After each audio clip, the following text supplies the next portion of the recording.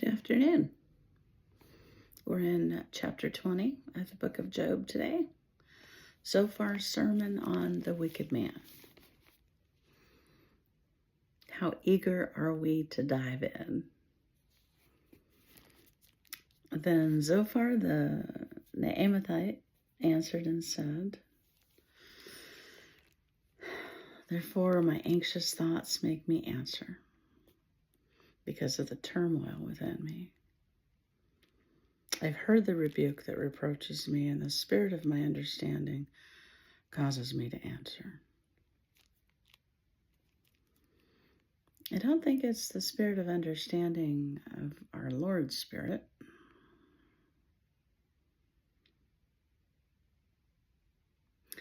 Whenever anybody's speaking to me out of anxiety, I'm going to realize shortly that they're not going to be their best self, and that they're speaking because of the reproaches. Makes me curious if they're offended and they feel like they need to defend to their position. Do you not know this of old? Since man was placed on the earth, that the triumphing of the wicked is short, and the joy of the hypocrite is but for a moment. Though his haughtiness mounts up to the heavens and his head reaches to the clouds, yet he will perish forever, like his own refuse. Those who have seen him will say, "Where is he?"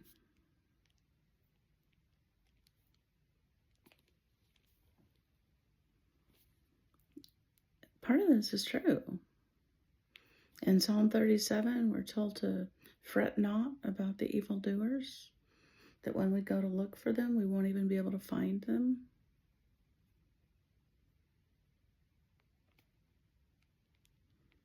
And we all know the story of Babel.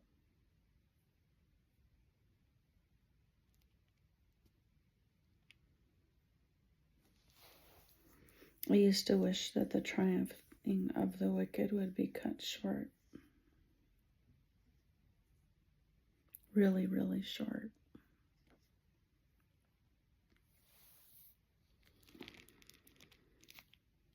And when I first read the book of Job, I did not underline this verse as something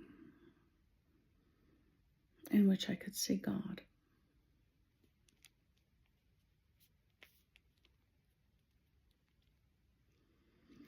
He will fly away like a dream and not be found. Yes, he will be chased away like a vision of the night. The eye that saw him will see him no more, nor will his place behold him anymore. His children will seek the favor of the poor, and his hands will restore his wealth. His bones are full of his youthful vigor, but it will lie down with him in the dust.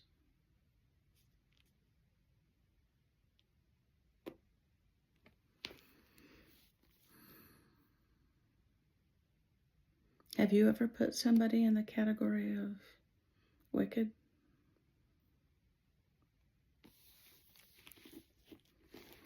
Have you thought that you knew how God should treat them?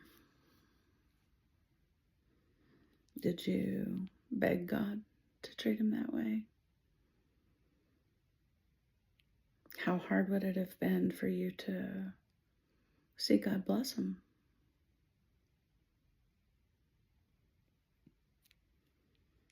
Wrestling with questions like these surfaces the places in our heart that aren't yet ready for eternity.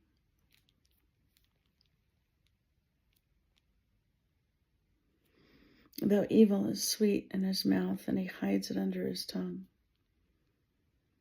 though he spares it and does not forsake it, but still keeps it in his mouth, yet his food in his stomach turns sour.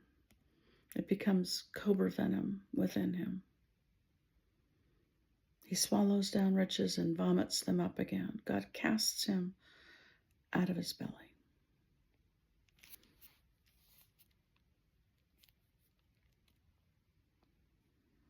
And now Zophar is speaking for God about what God will do to Job.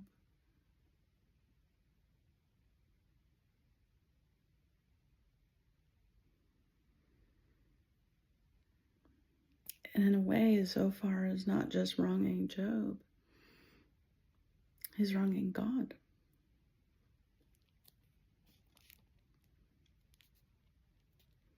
He will suck the poison of cobras, the viper's tongue will slay him. He will not see the streams, the rivers flowing with honey and cream. He will restore that for which he labored and will not swallow it down. From the proceeds of business he gets no enjoyment, for he has oppressed and forsaken the poor. He has violently seized a house which he did not build.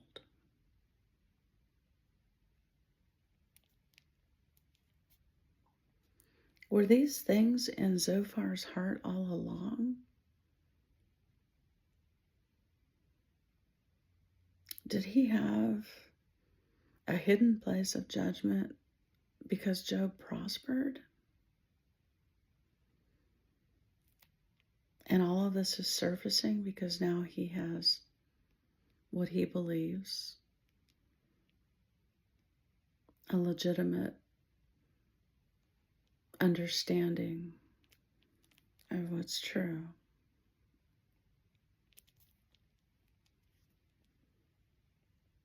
Because he knows no quietness in his heart. He will not save anything he desires. Nothing is left for him to eat. Therefore, his well-being will not last. In his self-sufficiency, he will be in distress. Every hand of misery will come against him. When he's about to fill his stomach, God will cast him out of the fury of his wrath and will rain it on him while he is eating. He will flee from the iron weapon. A bronze bow will pierce him through. It is drawn and comes out of the body. Yes, the glittering point comes out of his gall.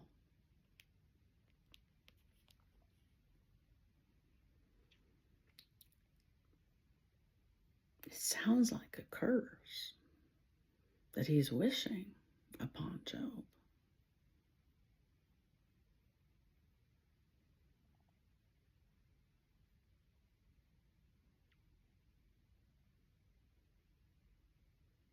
I bless you to realize when someone is speaking out of their understanding of God and it feels like you're being cursed. A curse without a cause cannot alight. And we can take those curses to the cross because Jesus hung on a tree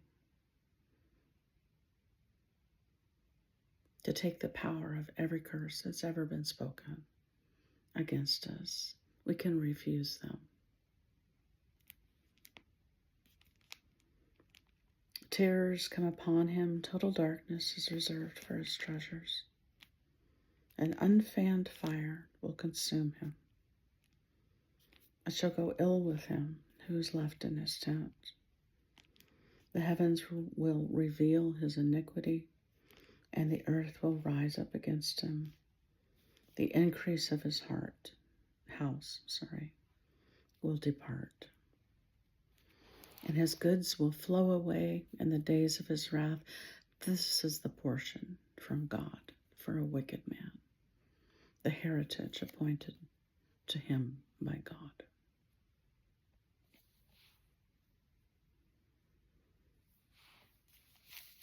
Well, I think we've just learned a lot about Zophar.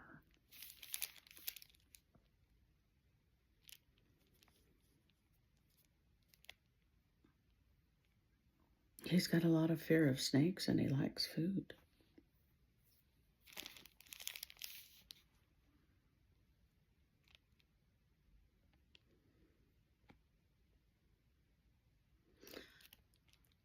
Could you love him?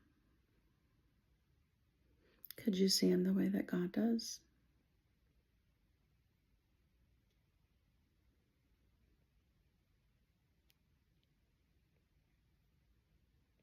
When you're healed, you can. It's the mystery.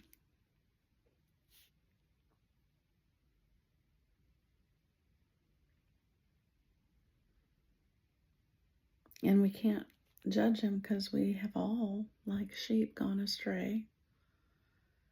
And I am sure there are places in our lives where we were deceived and thought we understood what God should do or why somebody else was going through something.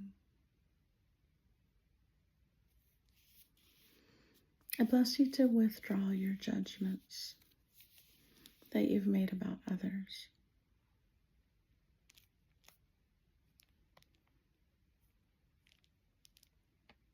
It's a much easier way to live.